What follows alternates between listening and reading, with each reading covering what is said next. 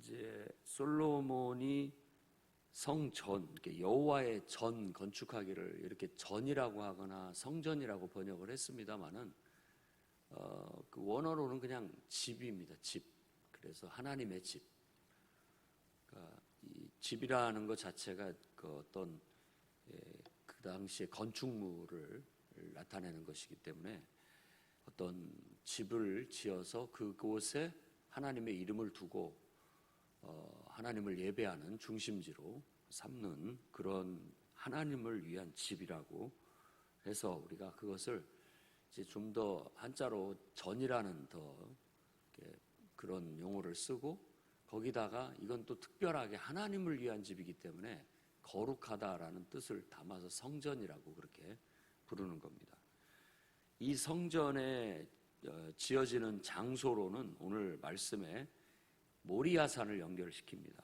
그리고 그 모리아산은 창세기 22장에 바로 이 아브라함이 자기 아들 이삭을 번제로 드리라고 했던 바로 그 곳이 모리아산입니다.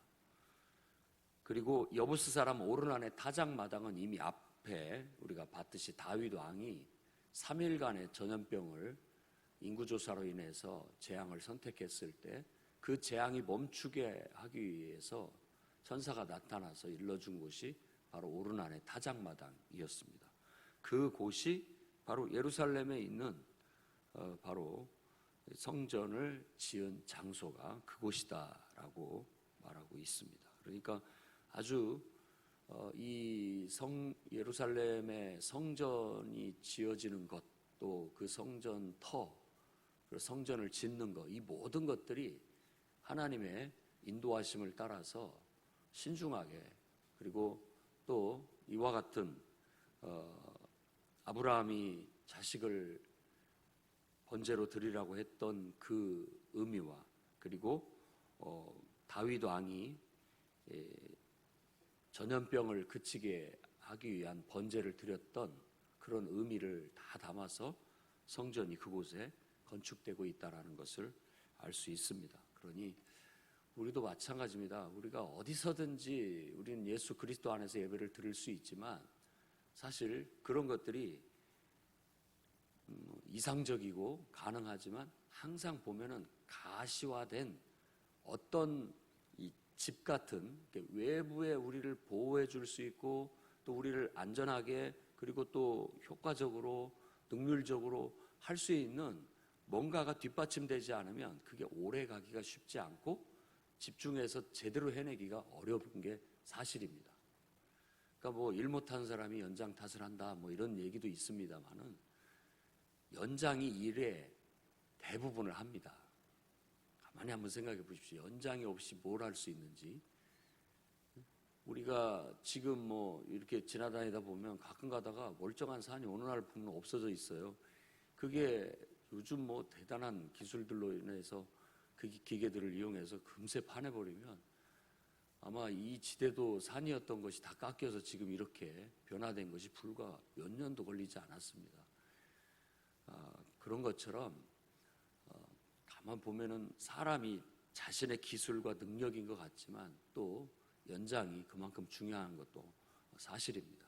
그런 것처럼 우리도 늘 하나님을 사랑하고 내가 늘 어디에 있든지 하나님을 예배한다라는 순수한 그런 신앙심도 중요하지만 그런 것들을 이렇게 잘 할 수 있는 공간, 장소, 또 시간 이런 것들이 잘 짜여져 있을 때 아주 더 안전하고 더 효과적이고 능률적으로 그런 일들을 잘 할 수 있게 된다는 것도 사실입니다.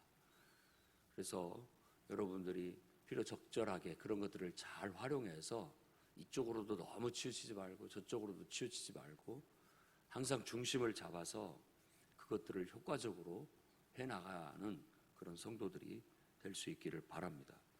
그래서 여러분 나름대로의 의미 있는 교회, 의미 있는 기도처, 의미 있게 예배 드리는 곳, 이게 돼야 됩니다. 그래서 우리가 내가 섬기는 교회, 내 교회 이런 개념을 갖고 그 속에서 같이 이 모리아산의 추억이라든지 아라우나의 타작마당의 추억이라든지 이런 내가 체험한 하나님에 대한 경험들이 있을 때 그곳이 더 내게는 의미 있는 장소가 되고 의미 있는 또 그런 교회가 되고 그런 시간이 될 수 있고 그렇게 되는 겁니다. 그렇게 여러분들이 신앙생활을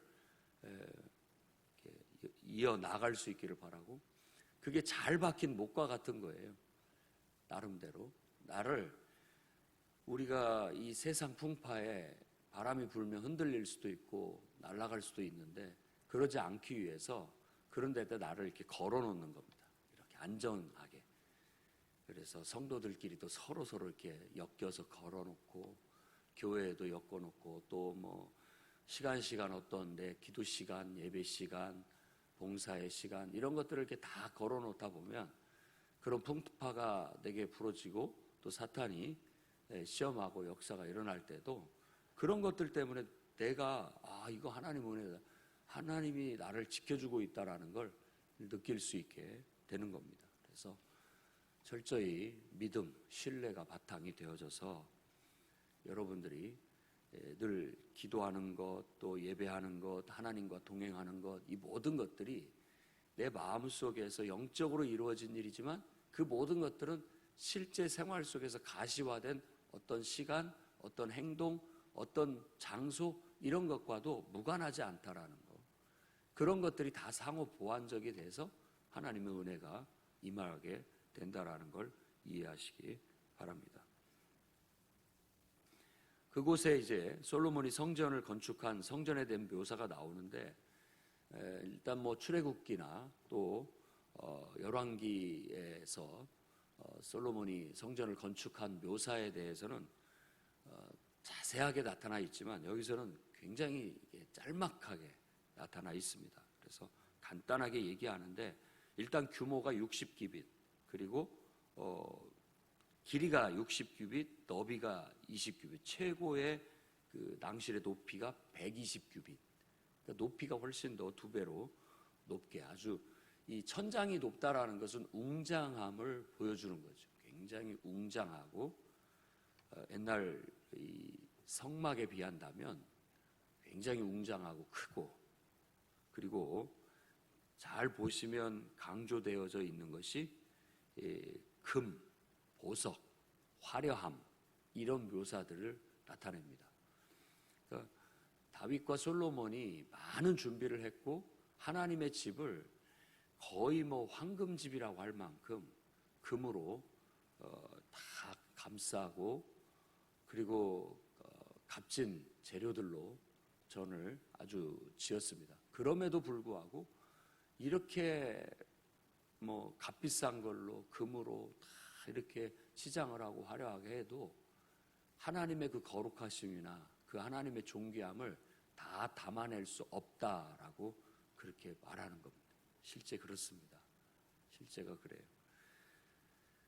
오히려 이제 이 사람의 손으로 지은 성전은 하나님을 담아낼 수 있는 그릇이 될 수 없고, 정말로 하나님을 담을 수 있는 그릇은 예수 그리스도의 그 구원의 은혜를 받아들이고 거듭난 영혼만이 하나님을 받아들일 수 있는, 하나님을 담을 수 있는 그릇이 될 수 있다라고 성경과 그 다음에 예수 그리스도의 복음은 그렇게 얘기를 하는 겁니다.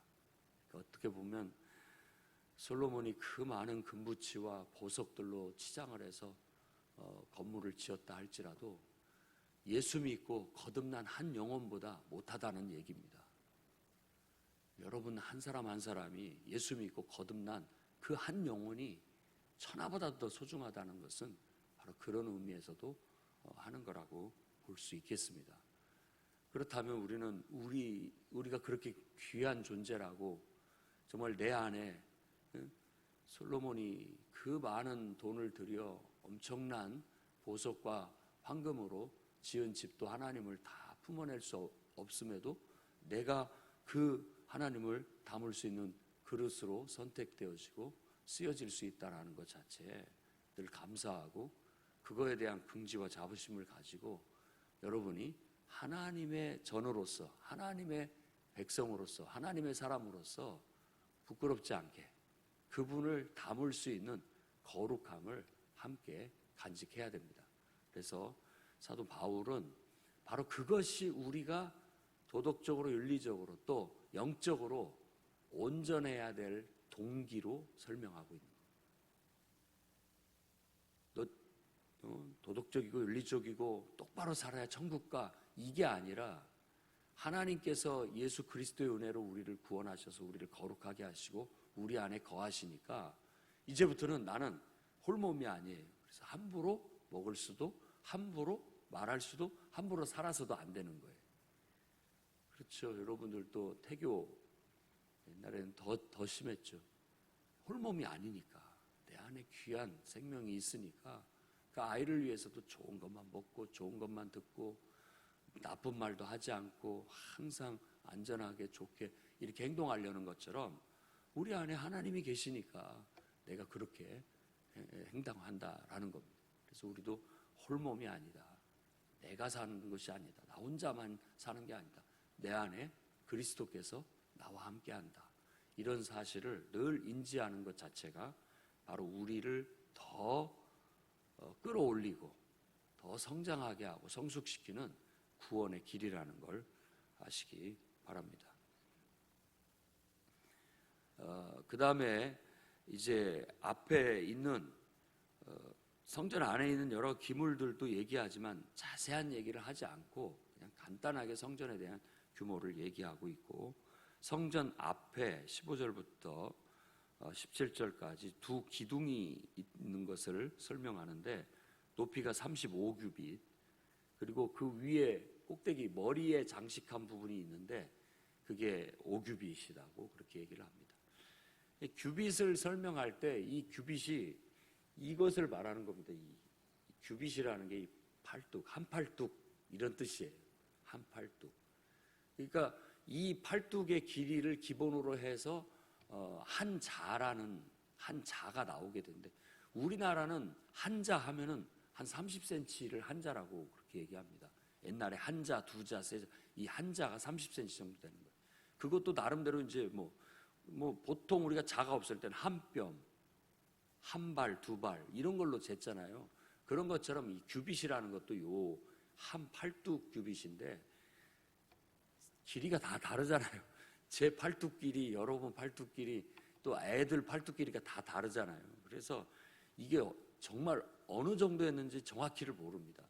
근데 보통 이제 뭐 한 40cm에서 50cm 이것을 왔다 갔다 하는 길이로 봐요. 근데 계산하기 쉽게 한다면 50cm로 보통 해서 여기다 곱하기를 하면 우리가 쉽게 이해할 수 있는 그 센치 길이로 환산을 해볼 수가 있게 되겠습니다. 그렇게 되는데 전체적으로 이 두 기둥이 아주 큰 높이로 세워졌는데 오른쪽에는 야긴, 왼쪽에는 보아스라고 써 붙여놨습니다. 헬라어 히브리어로 야긴, 보아스라고 하는데 야긴이라는 뜻은 야가 들어가면 여호와를 말하는 겁니다. 여호와가 세웠다, 야긴, 세웠다라는 의미를 강조하고 있고, 보아스 이것은 앞에 룻에 대를 물려줄 사람을 보아스로 우리가 알고 있는데 그 이름의 뜻도 그의 힘, 이런 힘이라는 뜻입니다. 그래서 하나님이 능력이 있다, 이런 의미를 갖고 있습니다. 그래서 하나는 하나님이 세우셨다, 하나는 하나님의 능력, 이런 의미로서 그것을 두 개를 연결시키면 하나님께서 자신의 힘으로 이것을 세우셨다라는 그런 의미가 됩니다. 그렇기도 하고 또 그것이 하나님의 힘 그리고 세우심, 그 기둥을 지나갈 때마다 이것을 하나님이 세우셨다라는 의미도 되고 우리가 하나님의 힘으로 세우심을 받는다라는 그런 의미로도 해석이 가능합니다. 그러니까 한자같이 이렇게 단어인데 그 단어가 어떤 뜻을 갖고 있는 거죠. 그러니까 보아스 하면 그분의 힘, 이걸 느끼는 거예요. 하나님의 능력, 이런 걸 느끼는 거고, 야긴 하면 그분이 나를 세우셨다라는 의미인 거예요. 그래서 우리도 성전 문지방을 넘어서면서부터 항상 하나님의 능력을 힘입어서 내가 세움을 받는다라는 그런 의미로 느낀다면 우리에게 하나님의 능력이 임하게 되고 또 그분의 힘을 힘입어서 우리 인생을 세워갈 수 있고 우리의 또 모든 하는 일들도 그분의 힘과 능력을 힘입어서 실천해 나아갈 수 있게 될 수 있는 것입니다. 성전에 대한 이야기는 학개서에도 또 스가랴서에도 그리고 에스라서에도 나타나 있습니다. 이때 배경을 두고 얘기를 하고 있고 나중에 지금 이 역대기 자체가 포로로 끌려갔다가 돌아온 사람들에 의해서 기록된 것으로 봅니다. 열왕기 상하는 포로로 끌려갔을 때 기록한 걸로 봐요. 그래서 관점이 틀리고 특히 이 역대기는 돌아와서 성전 건축을 해야 될 사명, 그러니까 그때 당시 포로로 1차 기환하고 2차 기환했던 스룹바벨이라는 총독, 그 스룹바벨이 다윗 왕의 후손이었다라고 얘기를 하고 유대인들의 총독으로 와서 이 성전을 건축하는 일을 주도했습니다. 그러다가 그가 이 학개서나 스가랴서에 보면은 그가 죽임을 당합니다. 죽어요. 그리고 이사야서에도 그런 언급이 나타나 있고 그래서 그때 여러 가지 방해자들 또 모함하는 자들 성전을 건축하는데 했던 그런 사람들에 의해서 그가 죽임을 당하게 되지만 결국은 그때 당시 페르시아 황제에 의해서 다시 성전 건축이 재개되고 완성을 하게 됩니다. 그래서 그 성전을 우리가 기억하기 쉽게 수룹바벨 성전이라고 하는 겁니다. 뭐 이름이 따로 있는 것이 아니라 수룹바벨에 의해서 재건된 성전이라고 그렇게 얘기를 해요. 그래서 그때 많은 유대인들이 통곡을 해요. 옛날에 그 영광스러웠던 솔로몬의 성전에 비하면 자신들이 페르시아 정부의 돈의 지원을 받고 자신들의 또 헌금을 해서 건축한 성전은 그것에 비하지 못하다는 것. 그러나 그들이 이 선지자들의 입을 통해서 다시 한번 희망을 갖는 것은 나중 성전은 이보다 더 영광스러울 것이다 라는 희망을 말하게 되는 것입니다. 나중에 또 이 성전이 헤롯 왕에 의해서 신약 성경에 나타나 있는 헤롯 왕에 의해서 다시 증개축이 됩니다. 증개축. 그러니까 예수님 당시 때 신약 성경 때에 말하고 있는 그 예루살렘 성전은 헤롯이 바로 이 스룹바벨 성전을 증개축한 성전이어서 그 성전을 편의상 구분하기 위해서 헤롯 성전이라고 그렇게 얘기를 하죠. 그것은 AD 70년 로마 황제 디투스라고 하는 디도 황제에 의해서 나중에 다 회파돼서 흔적도 없이 사라져버리고 맙니다. 지금까지도 그 성전은 재건되지 못하고 있는 상황에 놓여져 있죠. 그래서 오매불망 유대인들은 다시 그곳에 성전을 짓기를 바라고 있습니다. 그곳에는 지금 이슬람 사원이 지어져 있다고 하죠. 그러니까 지금도 통곡의 벽에 가서 유대인들은 기도하고 있는 거예요. 회복해 달라고. 여러 가지 정치적인 이유와 국제 상황에 의해서 그런 일들을 지금 하지 못하고 있는 상황입니다. 땅은 유대인들이 점령을 하고 있지만 예루살렘이라는 곳이 그곳이 이 정치, 국가, 중립지역으로 유엔에서 관리를 하고 있어요. 그렇기 때문에 거기서는 어떤 정치적인 그리고 또 국가적인 그런 행위들을 할 수가 없습니다. 예루살렘의 수도지만 수도가 쓸 수가 없어요. 사실상 거기는 중립지역으로. 왜냐하면 누구든 거기를 이렇게 막 점령을 하면은 엄청난 유혈 사태가 벌어질 수밖에 없는 아주 그 화약고 같은 곳이에요. 그러니까 우리의 생각에는 이해가 안 됩니다. 우리 땅이고 우리 나라고 우리 수도인데 왜 마음대로를 못 하는지. 그래서 텔아비브를 행정 수도로 삼아서 사실상 수도는 거기를 중심으로 해서 해나가고 있죠. 하나님이 어떻게 앞으로 역사하실지는 모르지만 이 예루살렘의 회복이라든지 이런 모든 것들의 선지자의 예언들이 다 이 종말과 마지막 날에 일어날 일들의 하나의 징조로 예고되고 있어서 많은 하나님을 믿는 사람들이 그런 것들을 다 무의미하게 생각하지는 않습니다. 그래서 한때 미 모 대통령에 의해서 우리 대사관을 예루살렘으로 옮기겠다, 이런 것들도 그냥 무의미 없이 생각하지 않는다는 거예요. 이게 무슨 일이냐, 이거 정말 때가 다 된 거냐, 어떤 막 그런 의미까지도 부여할 수 있는 그런 일들이 벌어지려고 했던 것들이죠.